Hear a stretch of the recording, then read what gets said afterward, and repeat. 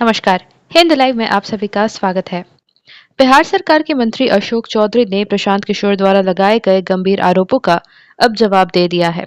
इसी के साथ अशोक चौधरी ने चुनौती देते हुए कहा है कि यदि जनसुराज यह साबित कर दे कि एक कट्ठा जमीन भी मेरी या मेरी पत्नी की अवैध संपत्ति है, तो मैं जनसुराज का गुलाम बनने को तैयार हूँ।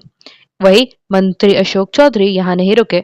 उन्होंने आगे कहा कि सार्वजनिक जीवन में कैरेक्टर और भ्रष्टाचार से जुड़े आरोप आसानी से लगाए जा सकते हैं और इसलिए आरोप प्रत्यारोप को अलग रखना चाहिए।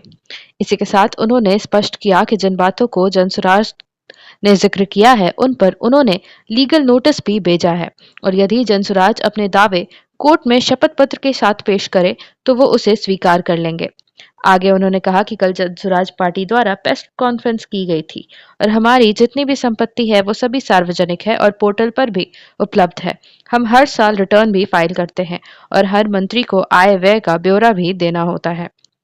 वहीं अशोक चौधरी ने बताया कि हर साल 1 जनवरी को मुख्यमंत्री संपत्ति की डिटेल लेते हैं और वह प्रक्रिया पूरी होती है। मंत्री ने चुनौती देते हुए कहा कि यदि जनसुराज मेरे या मेरी पत्नी के नाम पर एक भी कट्ठा जमीन भी बेनामी संपत्ति साबित कर दे तो वो जनसुराज को गुलामी करने को तैयार है। उन्होंने प्रशांत किशोर को सीधे कहा कि आरोप प्रत्यारोप करने की बजाय कोर्ट में आकर जवाब दें। अगर उनके जवाब संतोषप्रद हुए तो मामला वहीं पे खत्म, अन्यथा कानूनी रास्ता अपनाया जाएगा। इसके अलावा जमीन के दस्तावेज सार्वजनिक होने पर अशोक चौधरी ने कहा कि ये कोई नई बात नहीं है। यह पोर्टल पर मौजूद है जिसे कोई भी देख सकता है। वही वायरल वीडियो के बारे में पूछे जाने पर अशोक चौधरी ने कहा कि वो वीडियो काफी पुराना है। उन्होंने दोहराया कि उन्होंने लीगल नोटिस दिया है और जनसुराज को उसे प्रमाणित करना होगा। वहीं मंत्री ने मीडिया ट्रायल के बजाय कानूनी प्रक्रिया अपनाने पर भी जोर दिया है। गौरतलब है कि हाल ही में बिहार के मंत्री अशोक चौधरी ने जनसुराज पार्टी के संस्थापक प्रशांत किशोर को कानूनी नोटिस भी भेजा है, जिसमें अशोक चौधरी ने प्रशांत किशोर से बिना शर्त माफी मांगने या फिर 100 करोड़ रुपए की मानहानि का मुकदमा झेलने को कहा है।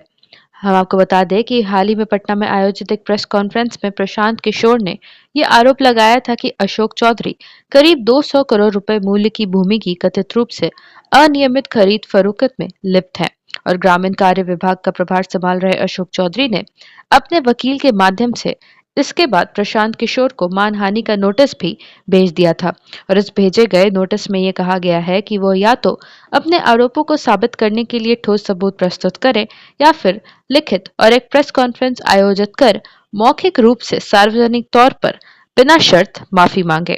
वही नोटिस में यह भी कहा गया है कि प्रशांत किशोर के बयान से मुख्यमंत्री नीतीश कुमार की पार्टी जेडीयू के राष्ट्रीय महासचिव अशोक चौधरी की साख को अपूरणीय क्षति पहुंची है और उनकी सामाजिक प्रतिष्ठा धूमिल हुई है। वही नोटिस में यह भी चेतावनी दी गई है कि यदि नोटिस प्राप्त होने के 1 हफ्ते के अंदर उपयुक्त उत्तर नहीं दिया गया तो 100 करोड़ रुपए के हर्जाने के लिए दीवानी मुकदमा दायर कर दिया जाएगा। आशा करते हैं आप सभी को ये वीडियो पसंद आई होगी। इस वीडियो को लाइक एवं शेयर जरूर करें, साथ ही कमेंट करके अपनी राय भी दें। साथ ही ऐसी और अपडेट्स पाने के लिए हमारे चैनल हिंद लाइव को जरूर सब्सक्राइब करें। धन्यवाद।